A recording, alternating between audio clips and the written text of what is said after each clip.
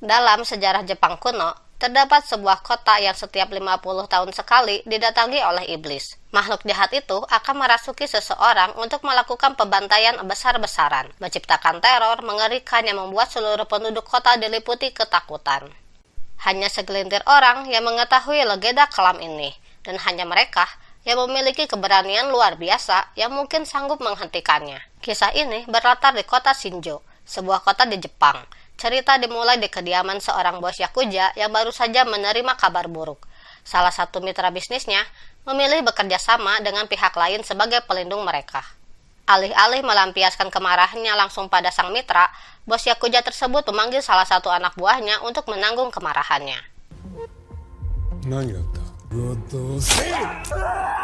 Di saat yang sama, di luar kediaman tersebut, seorang pria misterius mulai menumbangkan para penjaga satu persatu. Tak lama, cairan merah mulai menetes dari jendela, pertanda bahwa sesuatu yang mengerikan sedang terjadi. Saat para anak buah mulai menyadari ancaman yang mengintai, mereka bergegas mengamankan bos mereka. Tetapi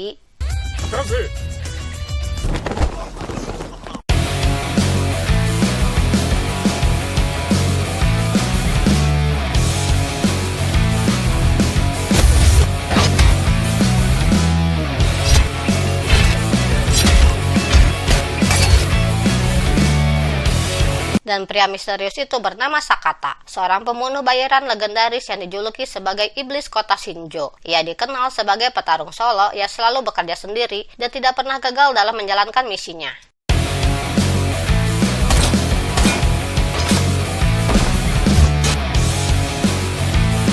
Setelah menyingkirkan para penjaga, kini Sakata harus menghadapi pengawal pribadi bos Yakuza, seorang pria bertubuh kekar dan cukup terampil dalam pertarungan. Namun, kekuatan dan keahliannya ternyata masih belum cukup untuk menandingi Sakata. Dengan gerakan cepat dan tanpa ampun,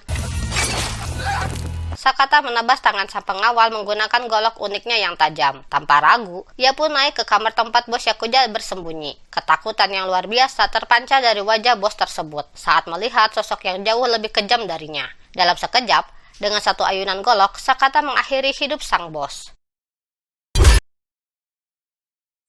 Di sisi lain, ada Fujita, sahabat Sakata sekaligus agen yang sering memberinya pekerjaan. Misi ini ternyata adalah misi terakhir Sakata sebelum ia pensiun. Kini, setelah bertahun-tahun menjalani hidup sebagai pembunuh bayaran, ia akhirnya memilih untuk meninggalkan masa lalunya dan fokus membangun kehidupan baru bersama keluarganya.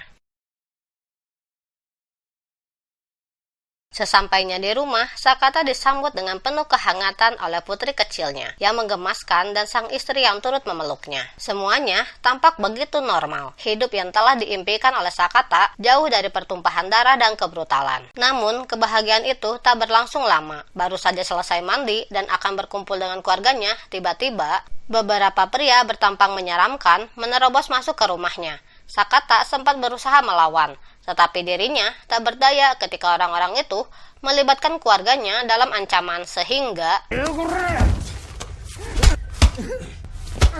saat itulah seorang pria bertopeng iblis bertanduk yang dipanggil Master menyampaikan rasa terima kasihnya kepada Sakata. Ia mengakui jasa Sakata yang telah membantai seluruh kelompok Yakuza di kota ini. Kini semua ancaman telah musnah. Tak ada lagi organisasi kriminal yang tersisa. Kota Shinjo akan menjadi tempat yang aman dan tentram. Namun ada satu ancaman terakhir yang masih harus disingkirkan, yaitu Sakata sendiri. Kehadiran mereka di rumahnya malam itu hanya untuk satu tujuan, menghabisinya demi kedamaian Shinjo.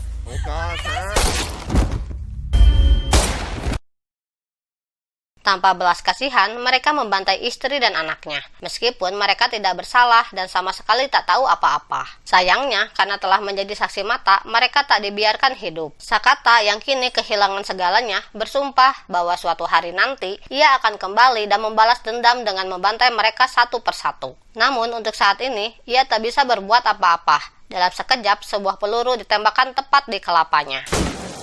12 tahun kemudian, sesuatu yang mengejutkan terjadi. Ternyata Sakata masih hidup. Tembakan yang ia terima pada malam itu memang tidak sampai untuk merenggut nyawanya. Namun, akibat peluru yang sempat menyerempet saraf-saraf kecil di otaknya, Sakata harus menerima kenyataan pahit. Ia mengalami kelumpuhan seumur hidup. Sosok yang paling berjasa dalam menyelamatkan nyawanya adalah Fujita. Pada malam kejadian, Fujita datang tepat waktu dan segera melarikannya ke rumah sakit. Bahkan setelah 12 tahun berlalu, tanpa mendapatkan imbalan apapun, Fujita tetap setia merawat Sakata. Ia menyediakan tempat tinggal sederhana untuknya, lengkap dengan seorang pengasuh yang setiap hari membantu memenuhi kebutuhannya. Namun untuk sementara, mari kita tinggalkan kisah Sakata dan beralih ke sebuah komparisi fans yang tengah berlangsung. Di acara tersebut, seorang pria bernama Sunohara, wali kota Shinjo, berdiri di acara komparisi fans sudah 12 tahun sejak ia memimpin dan mengubah Shinjo menjadi kota yang lebih aman, nyaman, dan berkembang. Kini, ia tengah membangun sebuah resor wisata mewah yang akan dilengkapi dengan berbagai fasilitas hiburan, mulai dari kasino, dono, indro, bioskop, restoran, panti pijat, karaoke, warnet, warteg, dan lain sebagainya. Semua diklaim dibangun demi meningkatkan perekonomian kota dan kesejahteraan warganya. Saat sesi tanya-jawab berlangsung, seorang jurnalis dengan keberanian tinggi mengajukan pertanyaan terkait banyaknya kasus orang hilang yang terjadi selama masa kepemimpinan Sunohara. Sesaat, Sunohara tampak panik dan kebingungan dalam menjawab. Namun dengan cepat ia membalikkan situasi dengan menantang balik sang jurnalis. Mana buktinya?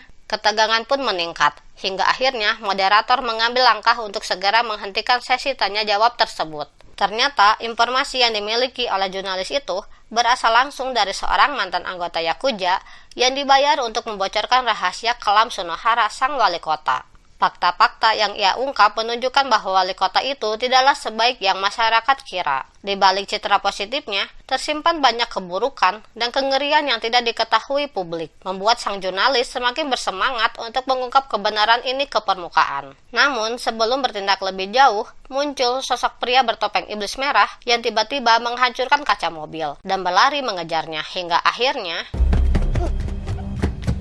jurnalis itu meregang nyawa. Tak lama setelahnya, muncul pria lain dengan topeng kakek tua yang menghampiri sang mantan Yakuza. Ia memerintahkan pria itu untuk berlutut dan memasukkan pistol ke dalam mulutnya sendiri. Seketika, nyawanya pun melayang, menghilangkan satu-satunya saksi yang mengetahui kebusukan wali kota Sunohara. Sementara itu, di tempat lain, Sakata sedang menikmati jalan-jalan malam bersama pengasuhnya. Namun, ketenangan itu tak berlangsung lama. Tiba-tiba, seorang pria muncul dan menikamnya dari belakang. Pria itu ternyata adalah pengawal yang tangannya telah dibuntungi di adegan awal. Namun, begitu ia menyadari bahwa Sakata sudah lumpuh dan tak mampu mengingat apapun, niatnya untuk membalas dendam pun sirna. Ia memilih pergi, meninggalkan Sakata yang tergeletak tak berdaya. Sakata segera dilarikan ke rumah sakit dan ditempatkan di bawah penjagaan ketat oleh 2 polisi yang bertugas melindunginya dari kemungkinan serangan lanjutan. Di tengah malam, seorang kapten polisi ternama di Shinjo tiba di rumah sakit. Dengan santai, ia menyerahkan selembar uang kepada kedua petugas penjaga, meminta mereka untuk keluar sejenak dan menikmati secangkir kopi, agar ia bisa leluasa masuk untuk melihat Sakata dari dekat. Saat memastikan bahwa pria yang terbaring itu memang benar Sakata, sesuatu yang mengejutkan terungkap. Kapten polisi itu ternyata adalah salah satu dari orang-orang yang menyerang rumah Sakata 12 tahun yang lalu. Lebih dari itu, dialah pria bertopeng kakek tua yang sebelumnya membunuh mantan anggota Yakuza. Mengetahui bahwa salah satu pelaku pembunuhan istri dan anaknya kini berdiri di hadapannya, tubuh Sakata yang selama ini tak bisa bergerak tiba-tiba menunjukkan reaksi. Perlahan, ia mulai menggerakkan matanya, lalu jarinya, dan inilah yang terjadi.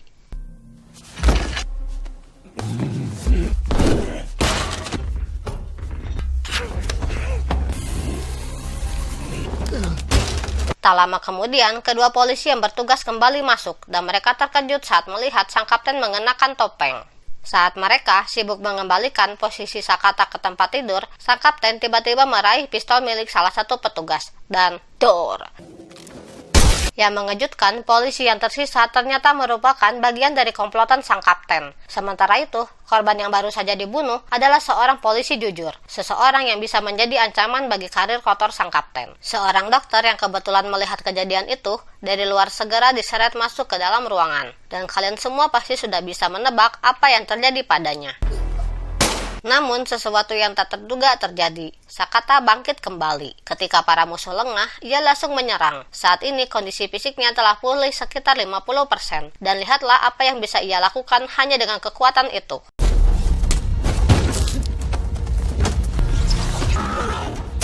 Sakata mencoba membunuh sang kapten polisi menggunakan selang infus, berusaha mencekiknya hingga kehabisan nafas. Namun usahanya gagal. Tak kehabisan akal, Sakata segera meraih tirai rumah sakit. Dan inilah yang terjadi.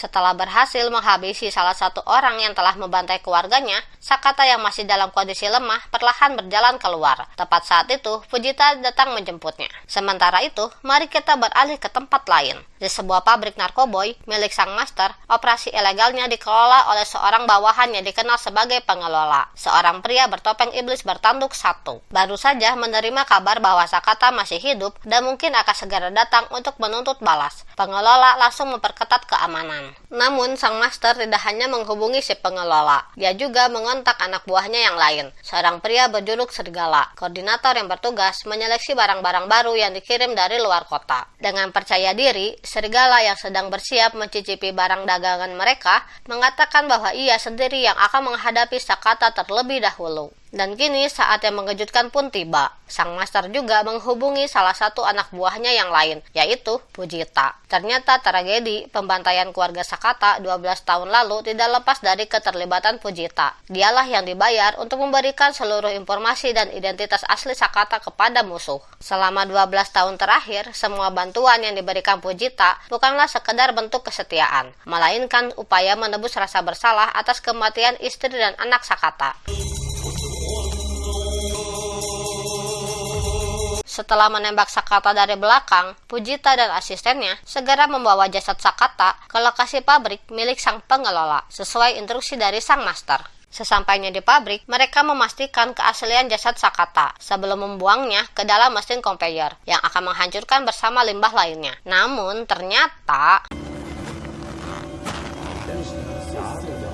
Sakata masih hidup. Ia berhasil bertahan demi menuntut balas dendam kepada sang pengelola. Semua berkat bantuan Fujita, yang ternyata lebih memilih berpihak pada sahabat lamanya. Sayangnya, sang pengelola terus memantau situasi melalui monitor CCTV. Begitu menyadari adanya pengkhianatan, ia segera menghubungi penjaga gerbang dan memerintahkan mereka untuk menghabisi Fujita dan asistennya.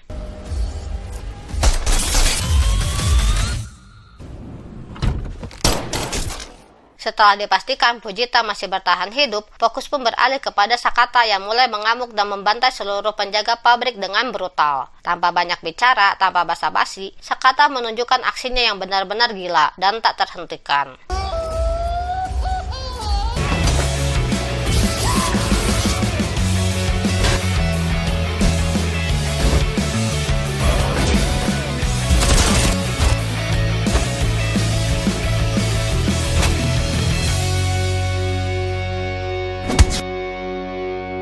Setelah menghabisi semua penjaga, Sakata langsung menuju ruangan tempat sang pengelola biasa berada. Namun yang ia temui hanyalah sang pengelola yang sudah bersiap di luar, memegang ponsel untuk memicu ledakan besar.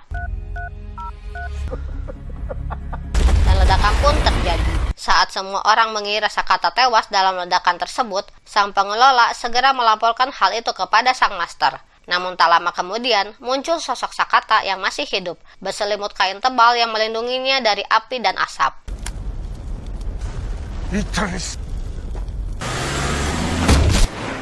Lalu, tiba-tiba, Fujita datang dan menabrak sang pengelola hingga pingsan. Dalam keadaan terluka parah, Fujita akhirnya mengakui keterlibatannya dalam kematian keluarga Sakata. Tanpa ragu, sebelum Fujita sempat menyelesaikan kata-katanya, Sakata langsung menembaknya, mengakhiri segalanya dalam sekejap.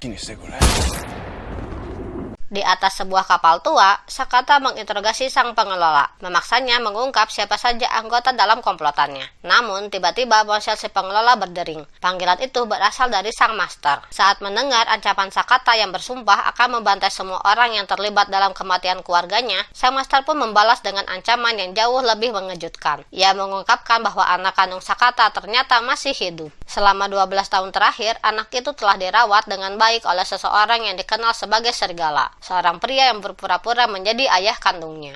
普通の高校生として、ところでな、坂田。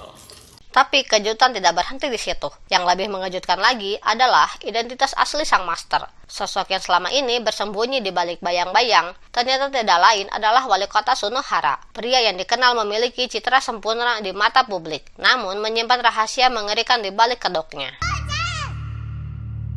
Sagata, 生き延びた娘がどうなるのか。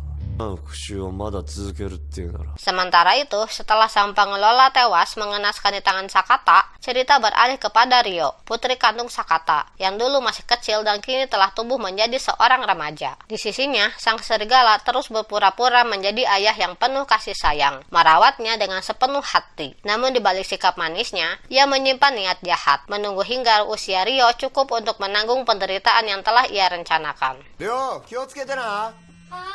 Ryo memiliki hobi memanah dan telah meraih berbagai gelar juara dalam kompetisi memanah. Sementara itu, Sakata sibuk menemui seorang kawan lama si informan untuk mencari tahu keberadaan serigala.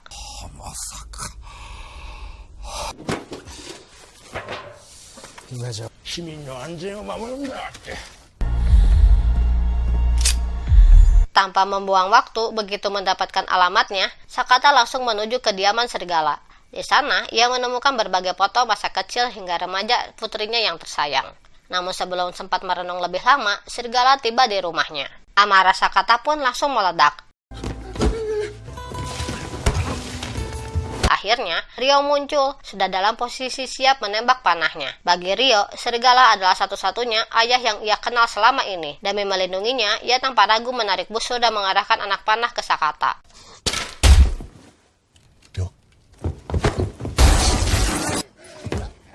Sakata terpaksa melarikan diri dengan anak panah masih tertancap di bahunya. Namun, tak lama setelah kepergiannya, muncul sosok misterius anak buah sang master yang dikenal sebagai topeng iblis merah. Ia datang untuk menculik Ryo, menjadikannya sandera demi kepentingan sang master. Di sisi lain, Sakata menerima telepon dari sang master yang mengundangnya ke resor mewah yang baru saja ia bangun, tempat di mana segalanya akan diselesaikan. Alih-alih pergi ke klinik atau dokter untuk mengobati lukanya, Sakata justru memilih mendatangi markas lamanya, tempat ia dulu bekerja sebagai seorang pembunuh bayaran. Di sana, berbagai senjata tajam dan perlengkapan bertarung masih tersimpan rapih, dan kali ini, Sakata akan menggunakannya untuk satu tujuan, menghabisi semua yang telah menghancurkan hidupnya. Namun Sakata tetap memilih senjata favoritnya, golok unik yang selalu menemani di setiap pertarungan, serta jaket kulit yang menjadi ciri khasnya. Sesampainya di lokasi, ia berhasil mengelabui para penjaga luar dengan sebuah mobil kosong sebagai pengalih perhatian. Sementara itu, ia sendiri menyelinap masuk melalui jalur lain dan langsung menghabisi mereka satu persatu dengan brutal.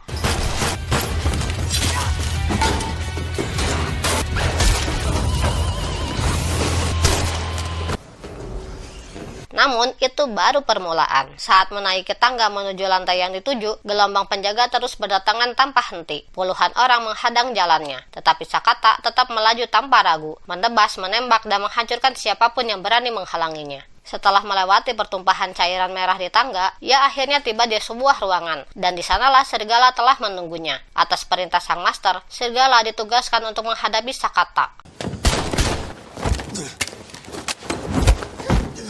Namun pertarungan mereka berlangsung jauh lebih singkat dari yang dibayangkan. Serigala yang selama ini hanya pandai berkoar-koar dan menggertak, ternyata sangat minim keterampilan dalam pertarungan nyata. Dalam hitungan menit, ia tumbang di tangan Sakata.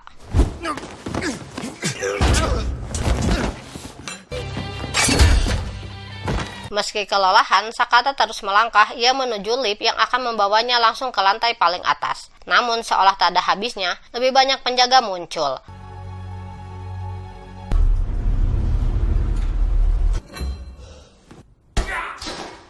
Setelah membantai lebih dari puluhan orang dalam satu malam, Sakata akhirnya mencapai ruangan tempat Ryo disekap.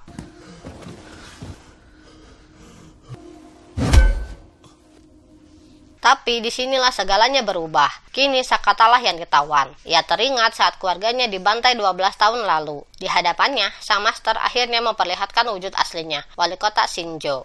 Sambil mengancam akan memenggal kelapa Ryo dengan nada tenang, Sunohara menjelaskan rencananya. Ia tidak sekedar seorang pemimpin biasa, tetapi pria dengan ambisi yang besar, menciptakan kota Shinjo sebagai kota teladan, bebas dari preman, bersih dari minuman keras, serta bebas dari korupsi, penjahat, dan penyalahgunaan fasilitas negara. Namun metode yang ia gunakan jauh dari kata beradab. Ia mengeksekusi pejabat daerah yang terbukti korupsi, seolah mereka menghilang tanpa jejak. Ia membunuh pengusaha yang menolak bekerja sama dalam pembangunan kota. Bahkan ia menggunakan uang dari bisnis narkoboy untuk membangun infrastruktur. Bagi Sunohara, siapapun yang menghalangi visinya adalah musuh yang harus dihancurkan. Dan kini Sakata adalah penghalang terbesar dalam jalannya. Sesuai dengan legenda yang diceritakan di awal, iblis dikatakan akan datang ke kota Shinjo setiap 50 tahun sekali, membawa teror dan melakukan pembantaian massal. Sang master alias wali kota Shinjo meyakini bahwa iblis yang dimaksud kini telah merasuki tubuh Sakata, pembunuh bayaran legendaris yang namanya akan melegenda. Maka, selain ingin menjadikan kota Shinjo sebagai kota teladan, sang master juga memiliki ambisi lain, menjadi orang pertama yang berhasil menghentikan iblis pembawa kekacauan itu. Setelah puas berbicara panjang lebar tentang visinya, sang master tanpa ragu menghunus pedangnya dan bersiap memenggal kelapa Ryo. Namun tiba-tiba,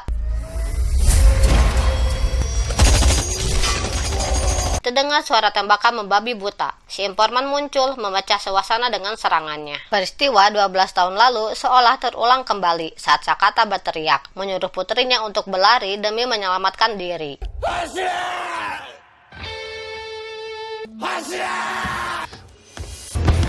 Begitu Ryo aman bersama si informan, Sakata kini bisa fokus pada pembalasan dendamnya. Namun kali ini lawannya bukan sekedar anak buah biasa, melainkan iblis merah, salah satu petarung terkuat yang ia hadapi sejauh ini, membuat Sakata cukup kewalahan. Dalam kondisi hampir tak berdaya, Sakata tiba-tiba teringat wajah mendiang istrinya. Amarah yang selama 12 tahun terpendam akhirnya pun meledak. Dengan sisa tenaga dan kemarahan yang membara, Sakata bangkit dan menyerang dengan membabi buta.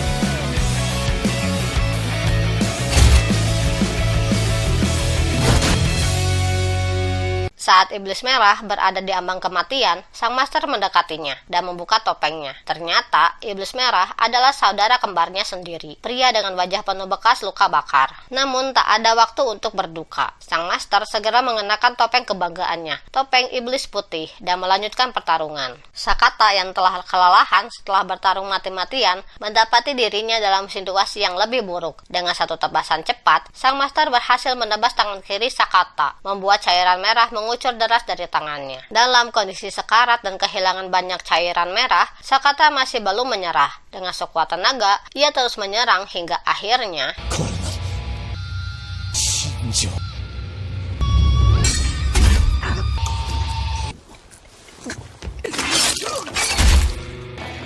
saat Sakata berhasil membunuh sang master, Ryo tiba-tiba muncul kembali untuk menjemput ayah kandungnya. Namun, serigala ternyata masih hidup. Dengan liciknya, ia menembak Sakata hingga terkapar, lalu kembali berpura-pura sebagai ayah Ryo, mencoba mendapatkan simpatinya. Namun, sebelum ia melanjutkan aktingnya, Sakata dengan sisa tenaganya langsung menebas serigala dari belakang. Dalam kondisi sekarat, ia menarik Ryo ke dalam pelukan persis seperti saat ia masih kecil dulu. Tak lama setelah itu, Sakata menghembuskan nafas terakhirnya dalam dekapan putrinya.